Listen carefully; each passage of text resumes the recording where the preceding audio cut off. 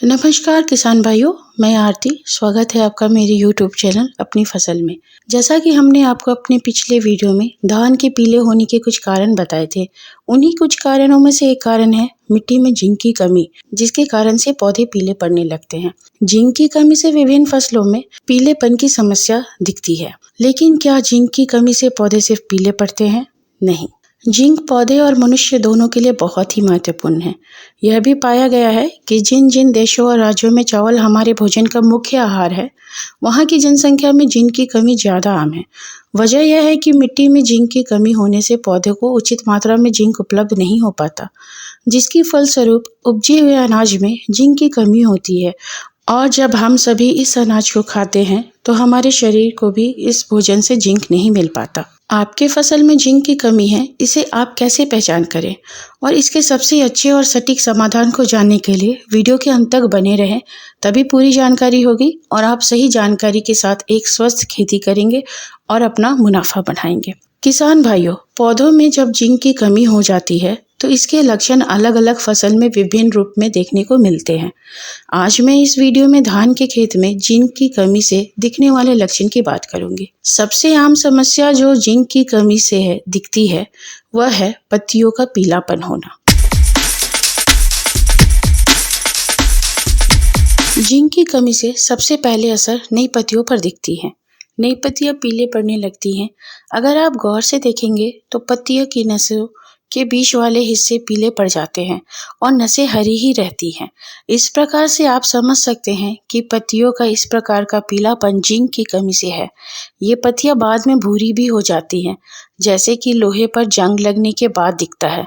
ऐसा होने से पौधों का विकास रुक जाता है और पौधे बौने दिखने लगते हैं। इस प्रकार से जब धान के पौधे पीले और बौने दिखने लगते हैं तो इसे हम खैरा रोग भी बोलते हैं। किसान भाइयों, पौधों को खैरा रोग से बचाने के लिए या पौधे के इस पीलेपन को दूर करने के लिए पौधों को जिंक की आपूर्ति करना जरूरी है। जिंक की आपूर्ति के लिए आप सीधे खेत में जिंक बेस्ड खाद प्रयोग कर सकते हैं या जिंक युक्त खाद का पौधे पर स्प्रे कर सकते हैं। सबसे पहले बाजार में जिंक सल्फेट 21% उपलब्ध हुआ। इसको 10 किलो प्रति एकड़ की मात्रा खेत में डाला जाता था, लेकिन इसमें पानी की मात्रा भी होती थी, जिसकी वजह से यह पसीज जाता था, जिसके कारण से दुकानदार को गोदाम में रखने में परेशानी होती थी और वह इस वजह से इसे बेचना नहीं चाहते थे। इसीलिए इसका संशोधन कर जिंक स्रोत का इम्प्रूव वर्जन आया, जिसे जिंक सल्फेट मोनोहाइड्रेट 33%, जिसे ज्यादातर किसान जिंक के लिए इस्तेमाल करते हैं। इसको 6 किलो प्रति एकड़ की मात्रा में इस्तेमाल करना चाहिए। धान रोपाई के लिए जब खेत तैयार करते हैं उस समय इसको यूरिया या बालू में मिलाकर खेत में डालना चाहिए। बाद में यूरिया ड्रेसिंग के समय भी जिंक सल्फेट को यूरिया के साथ मिलाकर फसल में डाल सकते हैं। किसान भाइयों, जिंक सल्फेट से भी ज्यादा प्रभावी चिलेटेड जिंक 12% अब मार्केट में उपलब्ध है। इसे किसान अपने खेत में 1 ग्राम प्रति लीटर की मात्रा में स्प्रे करें। और किसान भाइयों, नई टेक्नोलॉजी से बना हुआ अब मार्केट में जिंक का और एक फॉर्म उपलब्ध है, zinc oxide 39.5% suspension concentrated form में। इस नई टेक्नोलॉजी के आधार पर बना हुआ एक प्रोडक्ट के बारे में मैं आज आपको बताऊंगी। अब तक यदि आपने मेरे वीडियो को लाइक और सब्सक्राइब नहीं किया है तो मेरे उत्साह को बढ़ाने के लिए मेरे वीडियो को लाइक और सब्सक्राइब कर दें।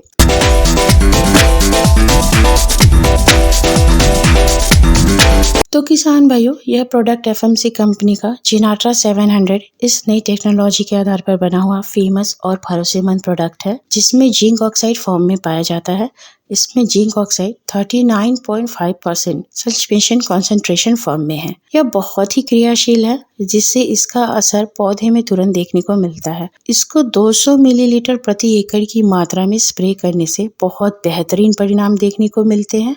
ऐसे किसान अपनी सुविधा के लिए जिनाट्रा 700 का इस्तेमाल यूरिया टॉप ड्रेसिंग के समय यूरिया के साथ मिलाकर भी करते हैं और सभी किसान जिनाट्रा 700 के अच्छे परिणाम से खुश हैं। तो किसान भाइयों, आप भी जिनाट्रा 700 का इस्तेमाल कर अपने फसल जिंक की कमी को दूर कर सकते हैं, अपनी फसल को हरा भरा कर सकते हैं।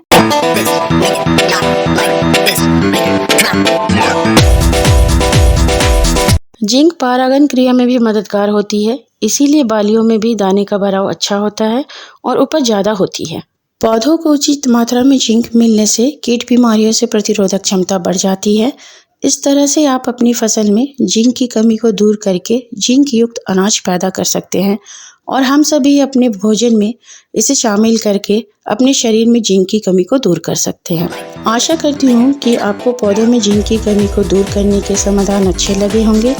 इस तरह से मैं आपकी अच्छी फसल के लिए अपने इस YouTube चैनल अपनी फसल पर फसल संबंधी जानकारी देती रहूँगी। तो किसान भाइयों, मेरी वीडियो को लाइक करें, शेयर करें, सब्सक्राइब करें और अब मिलती हूँ आपसे मैं अपने अगले वीडियो में।